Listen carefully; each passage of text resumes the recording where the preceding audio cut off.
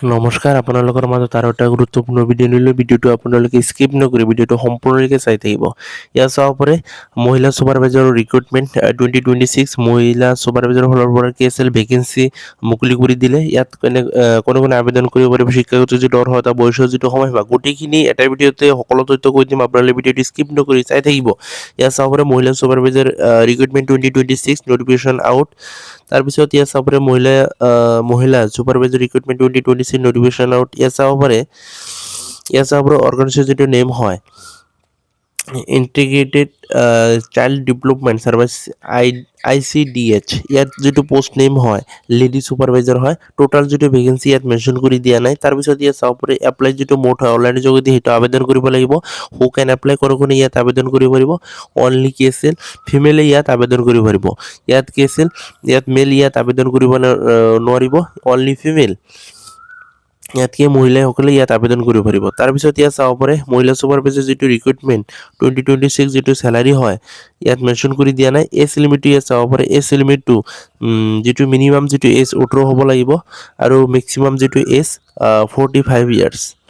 যাৰ 18 পৰা যাৰ 45 বছৰ আছে সিয়ে সেই পোষ্টত আবেদন কৰিব পাৰিব। আৰু এজ ৰিলেক্সেশ্যনটো আছে SC ST OBC SC ST কাৰণে কি আছিল, PWDৰ কাৰণে কি আছিল, সেইটো এজ ৰিলেক্সেশ্যনটো আছে। তাৰপিছত এতিয়া চাব পাৰে এপ্লিকেশ্যন যিটো ফিজ হয় ফৰ জেনেৰেল OBCৰ কাৰণে ইয়াত একো ফিজ দিব নালাগে। SC STৰ কাৰণে ইয়াত কি আছিল একো ফিজ দিব নালাগে। ইয়াত আবেদন কৰিবলৈ ইয়াত একো ফিজ দিব নালাগে। তাৰপিছত ইয়াত চাব পাৰে এডুকেশ্যন যিটো কোৱালিফিকেশ্যন হয়, মই কৈছিলোঁ শিক্ষাগত যিটো অৰ্হতা, বয়সৰ যিটো সময়সীমা, গোটেইখিনি কৈ দিম। বয়সৰ সময়সীমাটো কৈ দিলোঁ। এতিয়া চাব পাৰে এডুকেশ্যন যিটো কোৱালিফিকেশ্যন হয়, শিক্ষাগত যিটো অৰ্হতা হয় 10 পাছ 12 পাছ যিয়ে কৰিছে সেই পোষ্টত আবেদন কৰিব পাৰিব। আৰু যদি গ্ৰেজুৱেট কৰিছে ইয়াৰ চায়েন্সৰ আৰ্টছৰ সকলোৱে ইয়াত আবেদন কৰিব পাৰিব। যদি মাত্ৰ কি আছে 10 পাছ কৰিছে সিয়ে ইয়াত আবেদন কৰিব পাৰিব, 12 পাছ কৰিছে সিয়ে ইয়াত আবেদন কৰিব।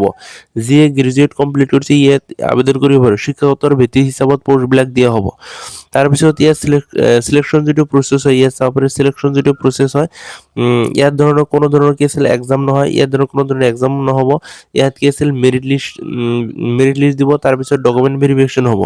ইয়াত কি আছিল পাৰ্চেণ্টেজৰ ভিত্তি হিচাপত সেই পোষ্টটোত কি আছিল লোৱা হ'ব। তাৰপিছত কি আছিল পাৰ্চেণ্টেজৰ ভিত্তি হিচাপত সেইটো চিলেকশ্যন কৰা হ'ব।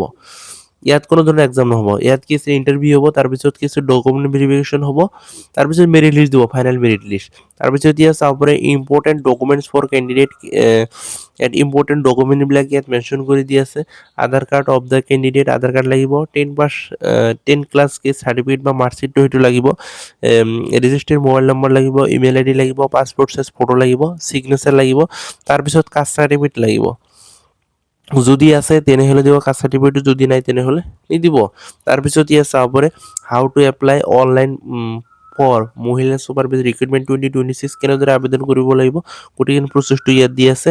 ইয়াত কি আছিল অফিচিয়েল ৱেবছাইটত গৈ সেইটো কৰি পিনে তাত কেনেদৰে আবেদন কৰিবলৈ সেইটো চাই তাত কৰিব লাগিব। তাৰপিছত ইয়াত চাব পাৰে ইম্পৰ্টেণ্ট যিটো ডেট হয় ইয়াত কি আছিল এপ্ৰিলৰ 3 তাৰিখৰ পৰা ষ্টাৰ্টিং যিটো ডেট হয় এপ্লাই অনলাইন এপ্ৰিলৰ 3 তাৰিখৰ পৰা কি আছিল ষ্টাৰ্ট আৰু 2026। তাৰপিছত যিটো ক্লজিং ডেট যিটো লাষ্ট ডেট হয় এপ্ৰিলৰ 24 তাৰিখলৈকে সেই পোষ্টত আবেদন কৰিব পাৰিব। যদি ফাৰ্ষ্ট টাইমৰ কাৰণে মোৰ ভিডিঅ'টো চাই আছে চেনেলটো এতিয়ালৈকে যদি ছাবস্ক্ৰাইব কৰে চেনেলটো ছাবস্ক্ৰাইব কৰি ল'ব আৰু ভিডিঅ'টোত এটা লাইক এটা কৰি দিব। তাৰপিছত ইয়াত চাব পাৰে ইম্পৰ্টেণ্ট যিটো লিংক হয় ইম্পৰ্টেণ্ট লিংকটো ইয়াত কি আছিল ইয়াত আছে আপোনালোকৰ কাৰণে কি আছিল ইম্পৰ্টেণ্ট লিংকটো মই ডিছক্ৰিপশ্যনত দি দিম, তাৰ পৰা আপোনালোকে চাব পাৰিব। তাৰপিছত ইয়াত কি আছিল মেনশ্যন কৰি দিয়া নাই, হ'ব আপোনালোকৰ কাৰণে নেক্সট আৰু এটা ভিডিঅ' আনিম।